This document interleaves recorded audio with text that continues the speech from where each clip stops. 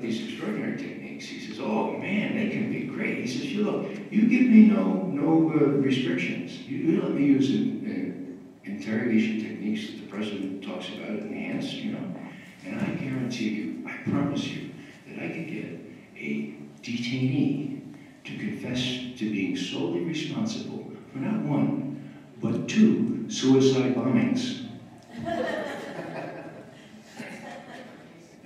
have to think about that just a little bit. Solo, huh? So, those are little things that I throw in. Now, why isn't it closed yet? I'm sorry? Why isn't Guantanamo closed yet? There are great problems there. I think that the administration is working very hard on it. Most of it, I think, is due to what I call demagoguery on the part of the politicians in this country, who insist that no terrorist will be allowed in our country. So it's really another blot on our country's soul, it seems to me. Most of those people were not of any dignity for our country. Most of them were sold to us by Pakistanis and Afghans for a bounty of $5,000. That's how they ended up here. They're not the worst of the worst. Rumsfeld and his crowd, that's the worst of the worst. Now, I understand that he lives around here sometimes. Yeah. Well, I'm told he still has those houses. Well, they got the house in house. Physically, he's not. His neighbors ran him out. Well, yeah. Well, he does come back. And as I suggested last night, that, we need to think about imaginative ways to do what the Justice Department and the White House is so reluctant to do. And I don't know how exactly it gets done in New Mexico. I think it depends largely on state law. But I think you can capture. I think you can arrest. I think you could do a citizen's arrest if you maybe get one of those great big cages that they use for elephants, and just have it come down and top them so you're not physically assaulting them. Use your imaginations. We can do this, I think. You say, well, this is strange, McGovern. Well, Donald Rumsfeld had a run out of Paris 2 years ago because somebody filed a complaint with the Maine police office in Paris saying we have a war criminal. He's at the U.S. Embassy. Arrest him. Now, under international law, under the law of the European communities, and under the French law, that prosecutor had to do something, okay? Now, what did Rumsfeld do? What did he do? He got the hell out of there. He took a limousine to Charles de Gaulle airport and came home. So it's real, folks. And the real strange thing is that we here in this country, we've been a little bit behind some of our friends in Europe on these issues. Now, Can I ask you a question? sure. Why hasn't it come out that we're responsible for 9/11? Let's do that question later, okay? That takes about 3 hours. I'll tell you. Another one? I just wanted to say that I listened last night to Link TV, and they're having a series on torture and accountability. Mm-hmm. And Rachel Maddow, and I love her, she's the moderator. And the interesting thing that was pointed out was the term enemy combatant was a new term that they created to say that these people are outside of the ordinary war kind of situation. And the other thing that I remember was very important was this idea that, one of the people there was General Sanchez, Mm-hmm. and the other one, there were 4. Another one was Ron Suskind. Mm-hmm. Oh, this was a rerun of it earlier. Yeah. But what they were talking about was Sanchez talked about a truth commission, that we should have a truth commission.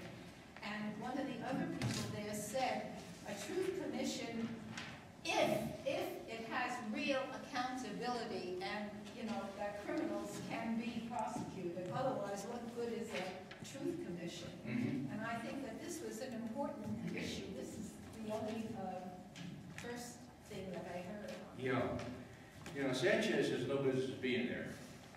He authorized torture. Yes, I know. Even when he knew that the Defense Department lawyers were grappling with the issue of what could be done, he issued his own set of instructions, trying to curry favor with Rumsfeld because he knew what had been done in Guantanamo, and he's as guilty as the rest of them. And I know that for a fact. You know, to get an idea of how terrible all this stuff was, you really need to talk to the people who are back from Guantanamo or from Abu Ghraib. A friend of mine, Sam Provence, who was an Army sergeant in Army intelligence, but not an interrogator. In other words, he kept the computers up at Abu Ghraib, but he worked the night shift, 8 to 8, so he heard the screams, saw the people being dragged in, saw the people being dragged out. And on one occasion, he was asked to participate in a interrogation. He had resisted all such entreaties before, but this time he said he would participate. And what happened was they had taken this 16-year-old, thin, young Iraqi boy. They had taken him out, driven around in the cold and the rain for about 3 hours, naked, brought him back in, and Sam, my friend, said, what's this all about? Well, his father's a general. Yeah, well, we captured his father, we can't break him. So they brought the kid in and showed, they told his father that we're going to bring your son in, you know. And when the father saw what had happened to his son, caked in mud, you know, just really, they broke him. Okay, now, they broke him? Did he know anything? He didn't know anything. He was a quartermaster general or something like that. But, you know, that's the way things went. And when they took him back, Sam learned that the whole family was in Abu Ghraib. And this was not a separate occurrence. This happened regularly. This is the kind of stuff that was going on. Now, the people who approved this, I talked about the CIA chain of command. Now, it's very clear that Donald Rumsfeld approved this. And what's clear is that the evidence is so persuasive that the Senate Armed Services Committee, in December of this past year, after an 18-month investigation, issued a report on the detainment and interrogation policies of the Department of Defense that was issued without dissent. Okay? I forget how many senators are there. I think there are some 20 or 25 senators on that committee. Without dissent. Okay? Who issued it?